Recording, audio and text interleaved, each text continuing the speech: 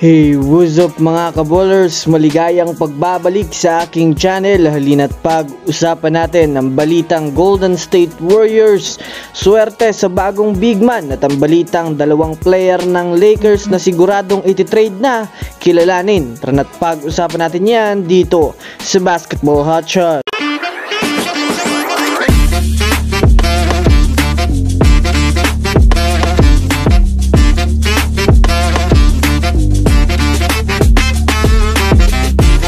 Una nga muna tayong dumako patungkol sa balitang Gabe Vincent ititrade na ng Lakers.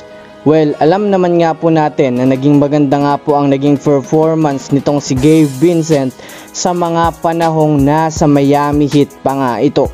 Ngunit ngayong nasa Lakers na nga po ito mga kaballers ay makikita naman natin na hindi maganda ang pinapakitang performance nito sa ngayon. Samahan pa ng nagtatamo nga ito mga kaballers ng injury sa kanyang kaliwang paa. Kaya naman hindi pa nga po siya nagagamit ng Lakers ngayon. Kaya naman sa ngayon gusto na nga po nitong Lakers mga kaballers na kumuha pa ng ibang manlalaro na makakatulong kay LeBron James. Ito ay dahil sa kagustuhan nilang masulit ni LeBron James ang kanyang mga natitirang taon sa NBA bago siya magretiro. Kaya naman itong si Gabe Vincent kasama itong si D'Angelo Russell ang matunog na bibitawan na ng Lakers. Well, mataas nga ang tsansa na bago sumapit ang Pebrero ay magkakaroon na ang Lakers ng panibagong point guard.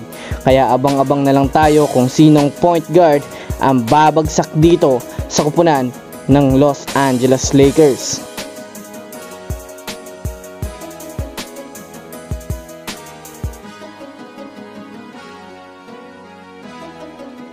Samantala, dumako naman tayo ngayon sa balita patungkol sa kupunan ng Golden State Warriors.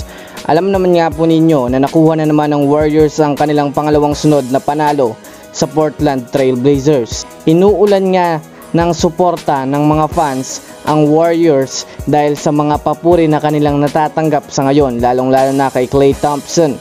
Sa ngayon nga po mga kaballers ay marami sa mga fans ang nakapansin na maswerte ang Warriors ngayon sa kanilang bagong big man na si Trayce Jackson-Davis matapos naging maganda ang pinakitang performance nito kanina.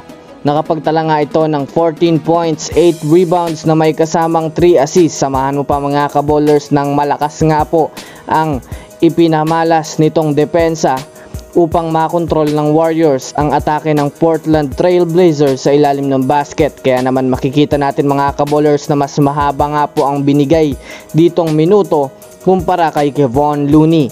Bukod pa dyan, ayon nga sa mga fans, swerte nga daw ang Warriors sa pagkuha nila dito kay Trayce Jackson-Davis dahil na rin sa napakasipag nga po nito sa depensa man o sa opensa. Kaya nababagay nga talaga itong batang big man na ito sa kupunan ng Golden State Warriors. So that's it for today's video mga kaballers. Yan lang ang ating pag-uusapan sa ngayon. Pindutin ang subscribe and hit nyo na rin ang notification bell para sa mga susunod na update sa mundo ng basketball. Again, this is Basketball Hotshots. Thanks for watching.